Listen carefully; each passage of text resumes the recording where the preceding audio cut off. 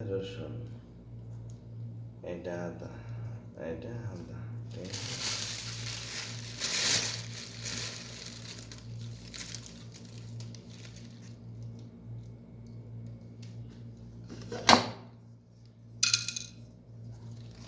এটা কি